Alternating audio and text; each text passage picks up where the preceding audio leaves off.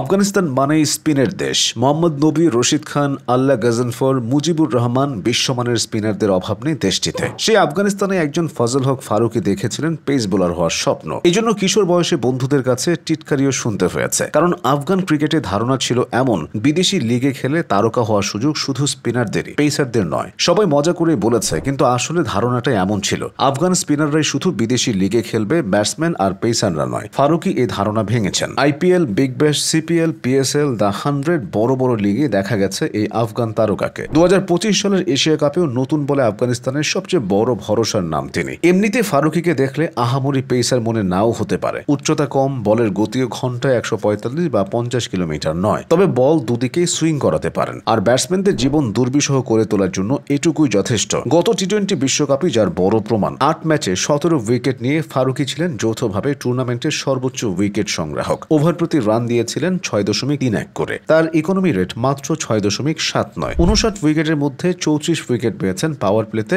এই উইকেটগুলোই আফগান স্পিনারদের জন্য মঞ্চ তৈরি করে দেয়। ফারুকী নিজেও নিজের সীমাবদ্ধতা জানেন, কাজ করেন তা মেনেই। তিনি বলেছেন, আমি খুব সহজ করে ভাবি। যখন অনূর্ধ্ব-19 বা অনূর্ধ্ব-16 দলে খেলতাম তখন ভাবতাম আমি তো লম্বা চওড়া নই, খুব দ্রুতগতির বোলারও নই। তখন থেকে ভেবেছি অন্যদের থেকে আলাদা কিছু শিখতে হবে, তাই সুইং শেখার চেষ্টা করেছে। এখন এটাই আমার কাছে সহজ মনে হয়। ফারুকী বড় হয়েছেন আফগানিস্তানের উত্তর পূর্বাঞ্চলের বাগলান শহরে। সেই শহরে তার শৈশব কেটেছে নানা অভাবে। বিদ্যুৎ ছিল বিলাসিতা, টিভিতে ক্রিকেট দেখে কাউকে অনুসরণ করা তো দূরের কথা, এইসব স্মৃতিচারণ করে তিনি বলেছিলেন, কয়েক বছর আগেও নিয়মিত বিদ্যুৎ ছিল না। আরেকটা সমস্যা ছিল টেলিভিশন। কোনো এক বাড়িতে যদি একটা টিভি থাকতো আর বিদ্যুৎ আসতো, তখন পুরো এলাকার মানুষ ভিড় করত। সবার বসার জায়গা হতো না। আমি ছোট বলে আমাকে বসতে দিত না, জানালা দিয়ে উকি দিলে তাড়িয়ে দিত। ম্যাচ দেখাটাই ছিল বড় কষ্ট। 2007 সাল পর্যন্ত সহজে টিভি দেখতে পারিনি। তখন শুধু স্বপ্ন দেখতাম কবে নিশ্চিন্তে বসে টিভি দেখতে পারবো। এখন অবশ্য পারি। আফগানিস্তান ক্রিকেট যখন ধীরে ধীরে বিশ্বমঞ্চে জায়গা করে নিচ্ছে, তখনই নতুন প্রজন্মের কাছে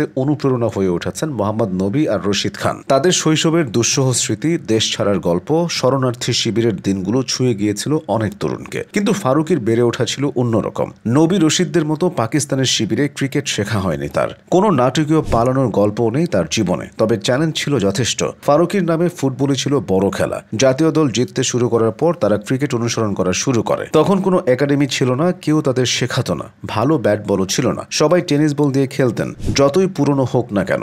অনেক পরে বোর্ড একাডেমি খোলে, তখনই তারা ব্যাট বল ফ্রি পান। সেখান থেকেই তার যাত্রা শুরু। প্রাদেশিক দল, জুনিয়র জাতীয় দল, তারপর জাতীয় দল। ফারুকী এখন আফগানিস্তান দলে স্পিনারদের মতোই অপরিহার্য, তবে তার পরিচয় এর চেয়ে বড়। দেশের প্রথম ফাস্ট বোলিং আইকন, যিনি প্রজন্মের পর প্রজন্মকে অনুপ্রাণিত করতে পারেন। এটাই তার স্বপ্ন। ফারুকীর ভাষায়, আমি চাই দেশের তরুণেরা অনুপ্রাণিত হোক ফাস্ট বোলার হতে। সবাই যেন বলে আফগানিস্তানে শুধু ভালো স্পিনার নয়, ভালো পেসারও আছে। এই জন্য আমাকে কিছু অর্জন করতে হবে। সেই অর্জনের জন্য আরও একটি বড় মঞ্চই এশিয়া কাপ। দেখা যাক ফারুকী সেখানে কেমন করেন। হংকংয়ের বিপক্ষে ম্যাচ দিয়ে তাদের এশিয়া কাপ শুরু হয়েছে।